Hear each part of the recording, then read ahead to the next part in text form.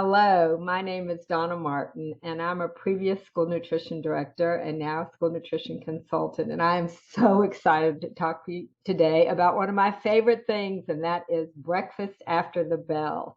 It is such an important program in schools. It increases participation, it allows students to feel comfortable to eat, and it is a win-win for everybody. So we're going to be talking about menu planning because menu planning drives your participation. It drives everything. And it's the most difficult part of breakfast in the classroom. Once you get the idea, you got to plan the menu. So let's talk about menu planning.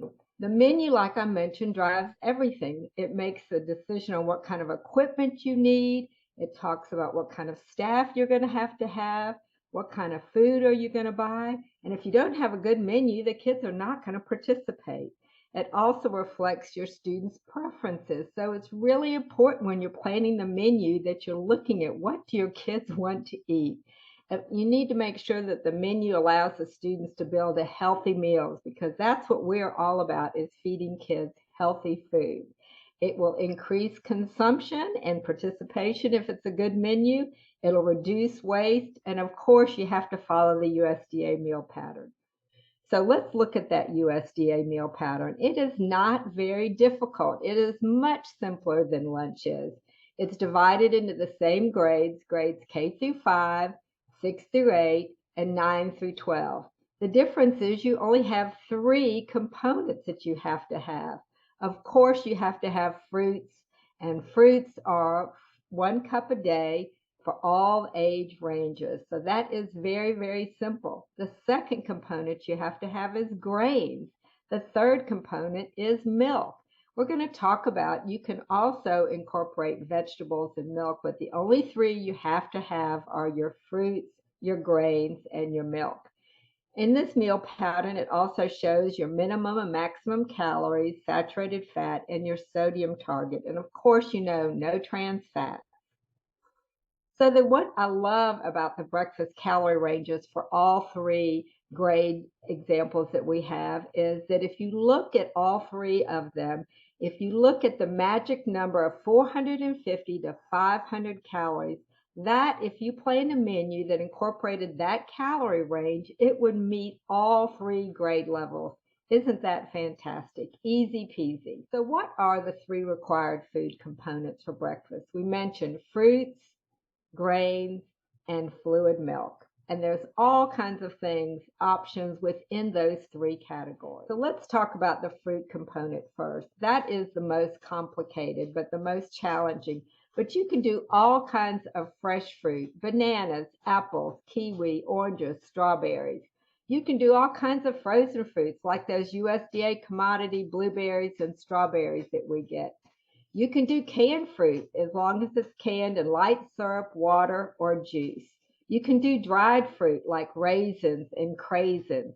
You can do fruit juice, and you can even do vegetables. Vegetables can substitute for part of the fruit component, but you do not have to do vegetables. So let's talk about the minimum amount required of fruits. It is a cup a day, like I said, 5 cups a week for all grades. Very easy. Very simple. So what about the juice? Can you offer a whole cup of juice every day in that count? No, you cannot. You can only offer half of your fruit component can be juice. Keep in mind it has to be 100% full strength juice that you have to offer. And remember that students can decline one of the fruit offerings, but they cannot decline both. It's just like lunch. They have to pick up fruit or vegetable. So in this situation, it's typically going to be the fruit component. So dried fruits are wonderful options, and you can count them as half the amount like you do if you had a whole apple and counted as a half a cup. With your dried fruit, you only have to have a quarter cup of craisins and raisins, and that counts as a half of a cup of your fruit component. And it's always a shelf-stable thing, and kids love craisins and raisins. Let's talk about the grain requirement.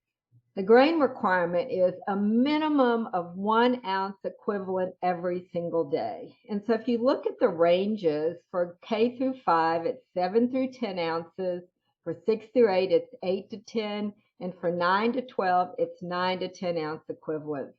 So that is the minimum daily is 1 ounce, and the minimum weekly is the 7, 8, 9, and you can do up to 10. So what I think is a great thing to do is I usually typically plan 2 grains every single day, and that way I know for sure I'm going to get 10 ounces of equivalents the whole week.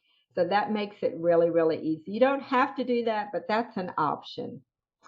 So let's talk about the grains. So you can do, once you do 1 grain a day, you can have your second grain be a meat or meat alternate. And then that would count as your 2 grains for the day and up to 5 meats in a week. But you must always offer the grain first before you offer a meat alternate as your second grain. If you want to offer a meat alternate as an addition to your 2 grains, you can also do that.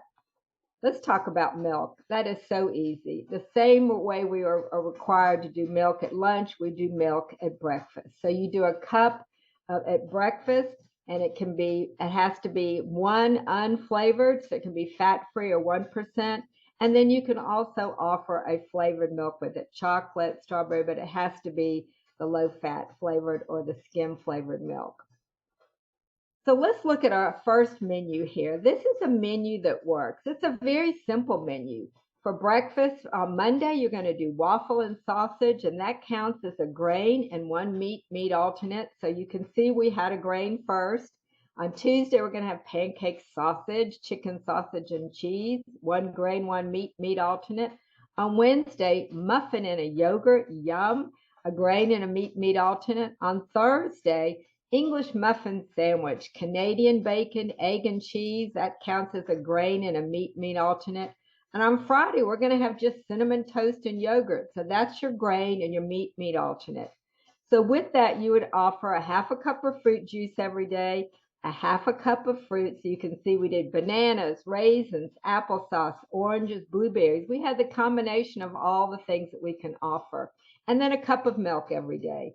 So when you look at this meets our target of 450 to 500 calories, our sodium target, and our fat target. We could offer this for any age grade range that we wanted to. So let's look at breakfast in the classroom. What's unique about breakfast in the classroom when you're planning the menu is typically you only send down one option.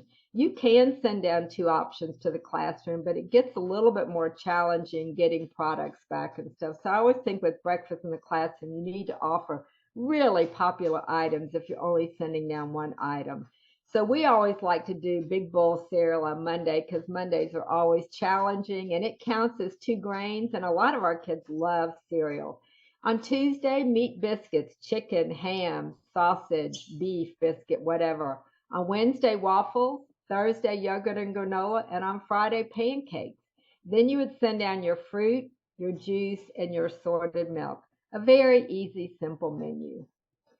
So what about grab and go? What is different about grab and go? Personally, it's my favorite way to do breakfast after the bell. And the reason that is you can offer so many choices. So I always recommend offering 2 cold choices and a hot choice. So we always offered big bowl cereal every single day because some of my kids would eat big bowl cereal every single day of the week and never ever change throughout the year. That's always an easy one. But then we would do another cold option, such as muffins and Cheez-It crackers, yogurt with a Nutri-Grain bar, string cheese and a banana muffin mini loaf, peanut butter and jelly Uncrustable. What kid doesn't like an Uncrustable? Smoothie and Teddy Grahams. And then for our hot items, we might do egg and cheese biscuit, waffles, sausage biscuit, pancake pup, breakfast burrito. Then you would always offer your fruit, your juice, and your choice of milk. Last chance breakfast is an option a lot of schools are starting to do where you do it after the bell later on, might be like 9:30 in the morning.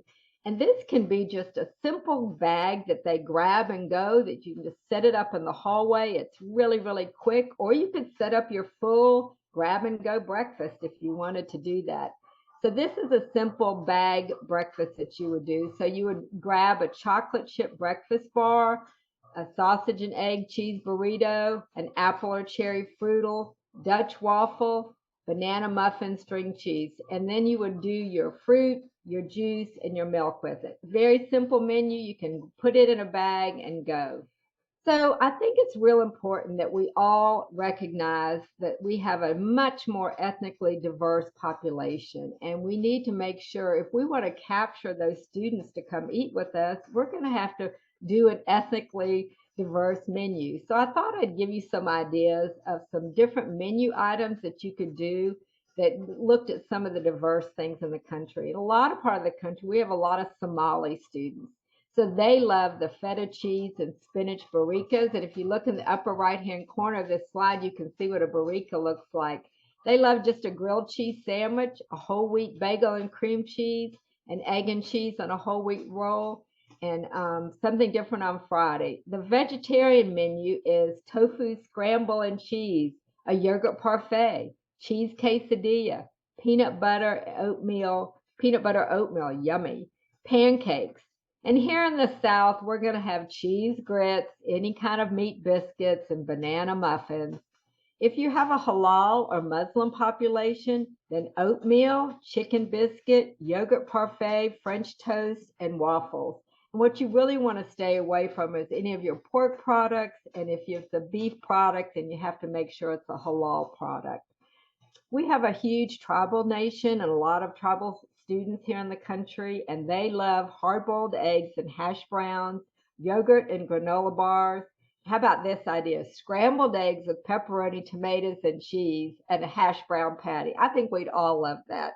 Omelet toast, muffin, and sunflower seeds. And then what about our Hispanic Latino population? It is growing also. Egg and sausage burrito, cheese quesadilla, breakfast enchilada, breakfast taquitos, and breakfast tacos. I think most anybody could get excited about all the things on this menu. So let's talk about offer versus serve at breakfast. You don't have to do it, but you can do it. And it's something you'd have to get approved by your school board. So what I love about offer versus serve is it decreases waste and it allows students just to pick up and eat what they really, really want. So what is different about offer versus serve, instead of having to pick up 3 or 4 components, they have to pick up 3 items. So what is an item? Like a piece of toast is one item. The cheese on it would be a second item. So cheese toast would be 2 items. If you picked up juice and fruit, that would be 2 items. And then you would only have to pick up milk or a grain or something like that. So you have to pick up the minimum daily requirement of an item in order for it to count. So 3 items, not 3 components. Very simple, but again, it always has to be a fruit or a vegetable, has to be one of those items. Let's talk about combination foods. We're doing a lot of combination foods at breakfast. So I love like a waffle topped with fruit topping. So that would be 2 items. It would be a grain component and a fruit component. What about yogurt parfaits? A lot of people are doing that. So that would be a meat alternate and it would be a fruit. A breakfast burrito would be a grain and a meat alternate. If you put a bunch of veggies in it, it could be also a fruit component. Milk and fruit smoothie would be a milk component and the fruit component. So you can do combination foods and they can count as 2 items and 2 components. What about smoothies? Everybody loves a smoothie. So if you do a cup of milk and a half a cup of fruit or vegetable, or fruit or vegetable combined, then it counts as 2 food items, fluid milk and fruits. And if you used yogurt instead of the milk in your smoothie, it would be meat alternate, and a fruit. So what about a coffee bar? That's a great way to get kids to participate. And coffee bars can count, if you do your coffee with milk, it can count as 1 food item or it can count as your milk component. You have to put a cup of milk in with your coffee. Stay tuned for tomorrow, day 3. We're going to be looking at equipment, how to purchase it, what do you need. Thank you.